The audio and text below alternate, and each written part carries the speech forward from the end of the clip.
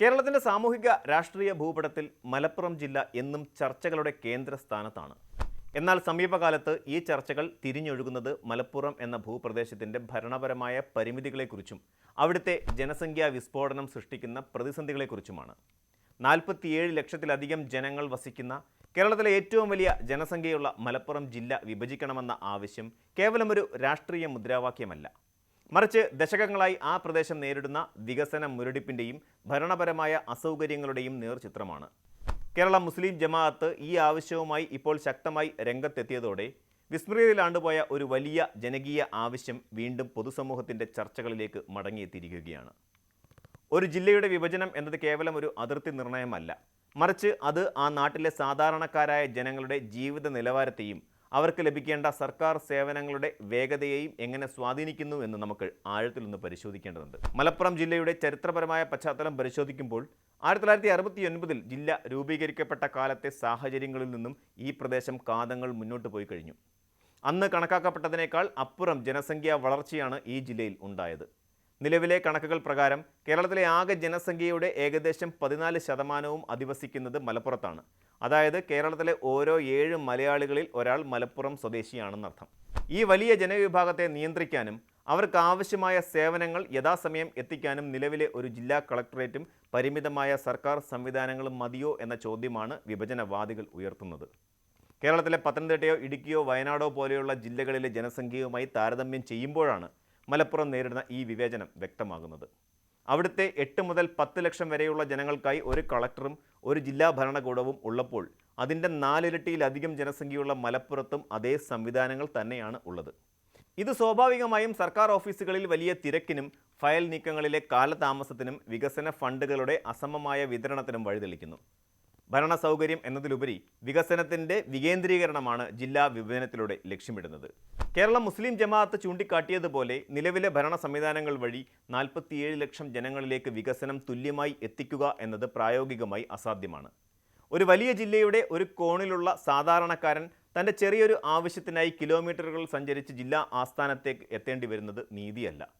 പ്രവാസികളുടെ വലിയൊരു സാന്നിധ്യമുള്ള ജില്ലയായതിനാൽ അവരുടെ പാസ്പോർട്ട് സംബന്ധമായ സേവനങ്ങളും കുടുംബങ്ങളുടെ ക്ഷേമകാര്യങ്ങളും കൈകാര്യം ചെയ്യാൻ ഇപ്പോഴത്തെ സർക്കാർ ഓഫീസുകൾ ശ്വാസം മുട്ടുകയാണ്. കൂടുതൽ ഫണ്ടുകൾ വരുന്നുണ്ടെങ്കിലും അത് താഴെത്തട്ടിലേക്ക് എത്തുമ്പോഴേക്കും അതിൻ്റെ ഗുണഫലങ്ങൾ നേർപ്പിക്കപ്പെടുന്നു. ഒരു ചെറിയ ജില്ലയ്ക്ക് ലഭിക്കുന്ന അതേ പരിഗണന വലിയൊരു ജില്ലയ്ക്കും നൽകുമ്പോൾ അത് മലപ്പുറത്തെ ജനങ്ങളോടുള്ള അവഗണനയായി മാറുകയാണ്. ഇവിടെയാണ് ഭരണപരമായ വികേന്ദ്രീകരണത്തിൻ്റെ പ്രസക്തി എന്ന് പറയുന്നത്. തിരൂർ കേന്ദ്രമാക്കി പുതിയ ജില്ല രൂപീകരിക്കണമെന്ന ആവശ്യത്തിന് രാഷ്ട്രീയ ഭേദമന്യേ പിന്തുണ ഏറുന്നുണ്ട്. കുറുക്കോളി മൊയ്തീൻ MLAയും അതുപോലെ PV അൻവറിനെ പോലെയുള്ള രാഷ്ട്രീയ നേതാക്കളും ഇതിനോടകം തന്നെ ഈ ആശയത്തെ പിന്തുണച്ച് മുന്നോട്ട് വന്നു കഴിഞ്ഞു. തിരൂർ നിലവിൽ തന്നെ ഒരു മിനി സിവിൽ സ്റ്റേഷൻ പോലെ പ്രവർത്തിക്കുന്ന കേന്ദ്രമാണ്. അവിടെ ജില്ലാ ആശുപത്രിയും RDO ഓഫീസും സബ് കളക്ടർ ഓഫീസും വിദ്യാഭ്യാസ ഓഫീസുകളും നിലവിലുണ്ട്. ഒരു ജില്ലയാകാൻ ആവശ്യമായ അടിസ്ഥാന സൗകര്യങ്ങൾ ഭൂരിഭാഗവും അവിടെ ഇപ്പോൾ തന്നെ സജ്ജമാണ് എന്നത് പുതിയ ജില്ലാ രൂപീകരണത്തിനുള്ള സാമ്പത്തിക ബാധ്യത ഗണ്യമായി കുറയ്ക്കും. തിരൂർ കേന്ദ്രമായി ഒരു ജില്ല രൂപീകരിച്ചാൽ അത് തീരദേശ മേഖലയിലെ മത്സ്യത്തൊഴിലാളികൾക്കും സാധാരണക്കാർക്കും വലിയ ആശ്വാസമാകും. അവിടുത്തെ സാമൂഹിക സാമ്പത്തിക പിന്നോക്കാവസ്ഥ പരിഹരിക്കാൻ ഇത്തരം ഒരു നീക്കം അനിവാര്യവുമാണ്. മലപ്പുറം വിഭജനവുമായി ബന്ധപ്പെട്ട് ഒന്നിലധികം മാതൃകകൾ ചർച്ച ചെയ്യപ്പെടുന്നുണ്ട്. അതിലൊന്ന് തിരൂർ, പൊന്നാനി, താനൂർ, പരപ്പനങ്ങാടി തുടങ്ങിയ തീരദേശ മേഖലകളെ ഉൾപ്പെടുത്തി തിരൂർ കേന്ദ്രമായുള്ള ജില്ലയാണ്. മറ്റൊന്ന് പെരിന്തൽമണ്ണയും പാലക്കാട് ജില്ലയിലെ പട്ടാമ്പി, തൃത്താല, ഒറ്റപ്പാലം തുടങ്ങിയ മേഖലകളും ചേർത്തുകൊണ്ടുള്ള വള്ളുവനാട് ജില്ല എന്ന സങ്കല്പമാണ്. ഭൂമിശാസ്ത്രപരമായ സമാനതകളും സാംസ്കാരിക ബന്ധങ്ങളും കണക്കിലെടുക്കുമ്പോൾ ഇത്തരം വിഭജനങ്ങൾ പ്രാദേശികമായ വികസനത്തിന് ആക്കം കൂട്ടും. ഓരോ ജില്ലയും പ്രത്യേക ശ്രദ്ധാകേന്ദ്രങ്ങളായി മാറുമ്പോൾ കാർഷിക വ്യാവസായിക മേഖലകളിൽ വലിയ കുതിച്ചുചാട്ടം ഉണ്ടായേക്കാം. ഉദാഹരണത്തിന് വള്ളുവനാട് പ്രദേശം കേന്ദ്രീകരിച്ചുള്ള വികസനം ആ മേഖലയിലെ ടൂറിസം, കൃഷി സാധ്യതകളെ കൂടുതൽ പരിപോഷിപ്പിക്കാൻ സഹായിക്കും. എന്നാൽ ജില്ലാ വിഭജനം എന്ന ആവശ്യത്തിന് മുന്നിൽ തടസ്സമായി നിൽക്കുന്നത് ചില രാഷ്ട്രീയ മുൻവിധികളും വർഗീയ ധ്രുവീകരണവുമാണ്. മലപ്പുറം ജില്ലയെ വിഭജിക്കുന്നത് ഒരു പ്രത്യേക വിഭാഗത്തിൻ്റെ രാഷ്ട്രീയ സ്വാധീനം വർദ്ധിപ്പിക്കുമെന്ന ഭയം ചില കോണുകളിൽ നിന്ന് ഉയരുന്നുണ്ട്. ഇതിനെ ഭരണപരമായ ഒരു അനിവാര്യതയായി കാണുന്നതിന് പകരം മതപരമായോ രാഷ്ട്രീയമായോ മാത്രം നോക്കിക്കാണുന്നതാണ് പ്രധാന പ്രശ്നം. സത്യത്തിൽ ജനസംഖ്യാടിസ്ഥാനത്തിൽ സേവനങ്ങൾ നൽകുക എന്നത് ഒരു ജനാധിപത്യ സർക്കാരിൻ്റെ പ്രാഥമിക ചുമതലയാണ്. വിഭജനത്തെ എതിർക്കുന്നവർ ചൂണ്ടിക്കാട്ടുന്നത് സർക്കാരിൻ്റെ സാമ്പത്തിക ബാധ്യതയെക്കുറിച്ചാണ്. എന്നാൽ ഒരു പുതിയ ജില്ല രൂപീകരിക്കപ്പെടുമ്പോഴുണ്ടാകുന്ന ചെലവിനേക്കാൾ വലുതാണ് ഒരു വലിയ ജനസമൂഹത്തെ വികസനത്തിൽ നിന്നും ഭരണ സൗകര്യങ്ങളിൽ നിന്നും അകറ്റി നിർത്തുന്നതിലൂടെ ഉണ്ടാകുന്ന നഷ്ടം. ജനങ്ങൾക്ക് വേഗത്തിൽ നീതി ലഭിക്കുന്നതും സർക്കാർ ആനുകൂല്യങ്ങൾ സുതാര്യമായി വിതരണം ചെയ്യപ്പെടുന്നതും ആത്യന്തികമായി നാടിൻ്റെ സമ്പദ് വ്യവസ്ഥയ്ക്ക് ഗുണകരമാവുകയേ ഉള്ളൂ.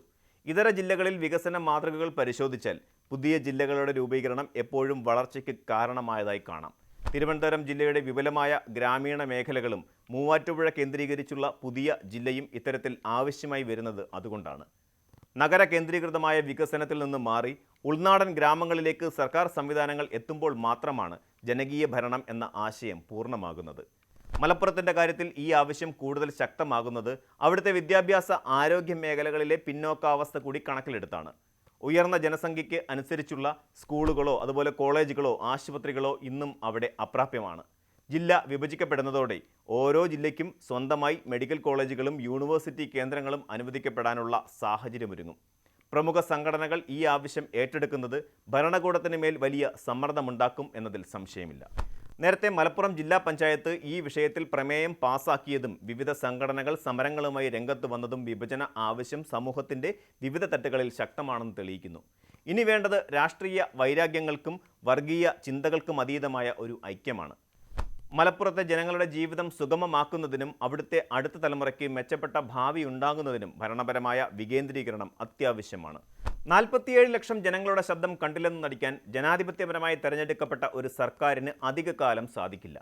ജനസംഖ്യാടിസ്ഥാനത്തിലുള്ള നീതി നടപ്പാക്കാനും ഭരണസൗകര്യം വർദ്ധിപ്പിക്കാനുമായി മലപ്പുറം ജില്ലാ വിഭജനം എന്ന യാഥാർത്ഥ്യത്തിലേക്ക് നാം അടുക്കേണ്ട സമയം അതിക്രമിച്ചിരിക്കുകയാണ്.